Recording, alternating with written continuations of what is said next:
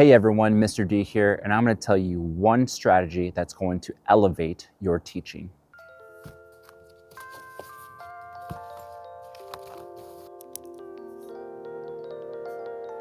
So I call this strategy QCQ.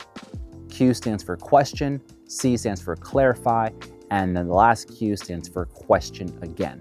So you want to use this strategy when you have some downtime throughout your day, either if it's during lunchtime, if you're teaching middle school or high school, if between passing periods, time when students are doing independent work and students are all caught up, that's the perfect time to use this strategy. Step one, question. Now, even before I get to this part of step one, I do this thing called I observe. So I look at my students, I look at, their clothes that they're wearing. Are they wearing like anything that's related to sports, TV shows, cartoons? I look at their hair, their accessories. Now, when I do this observation, it allows me to generate a question to kind of start off the strategy. Even if you do an observation and it's not generating any questions, you can always start off with kind of a broad or blanket question. So some of these questions may be, who is your favorite hockey team? Or, oh, I see that you're wearing a soccer shirt.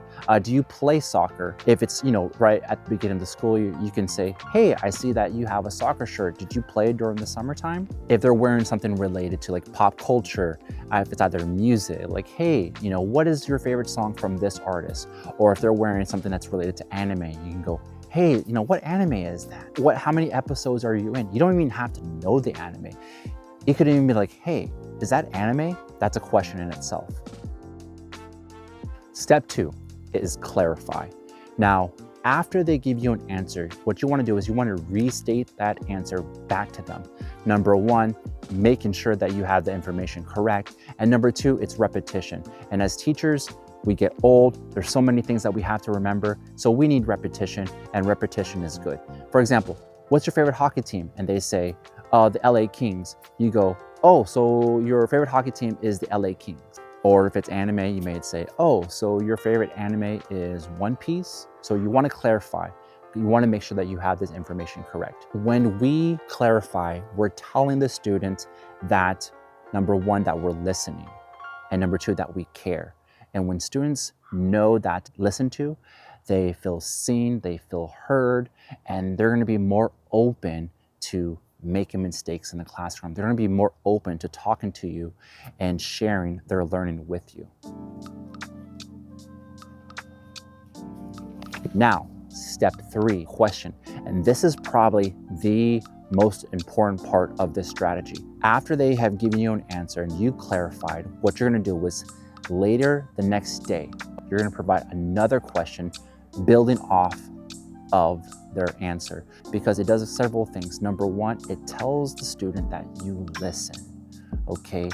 Especially in middle school when they're too old to hold mom and dad's hand, but they're too young to do certain things and have greater responsibility. It's hard for them maybe at times to feel heard or seen. So when you provide that question from the previous day, for example, you might ask, hey, you went camping over the summer. Where did you go camping? And they say Homer, okay? And then the next day, what you can do is like, hey, I remember you said that you went camping in Homer. Did you go anywhere else camping? All students want to be seen. They want to be heard. They want to feel special.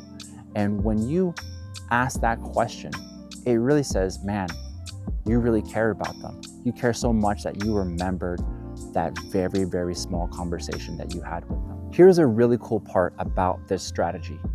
Even if you don't remember and you mess up, you're still building a connection. And that's the whole point of this strategy, is to build a connection. And when we have connections with our student, we are going to increase student engagement. Why? Because students know that you care, that you listen, that they want to listen to what you have to say. They want to listen to what you are teaching in class. So if you mess up, they're going to correct you.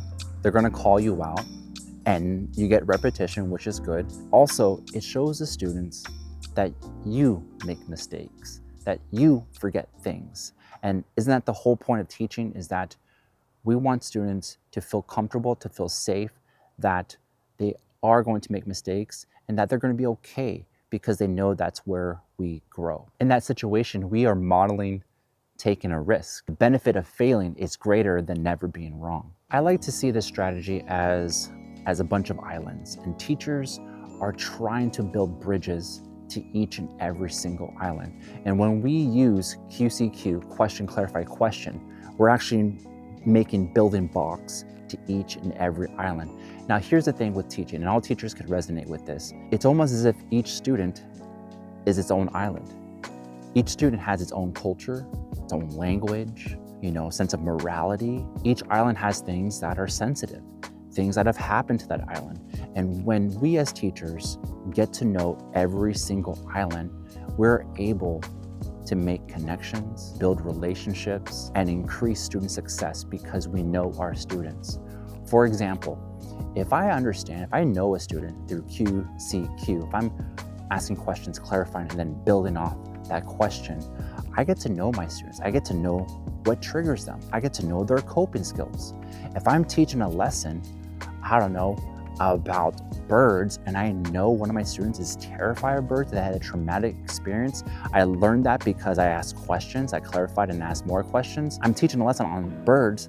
I might give that student a heads up, like, hey, we're gonna be talking about this. I wanted to let you know so I can prepare you.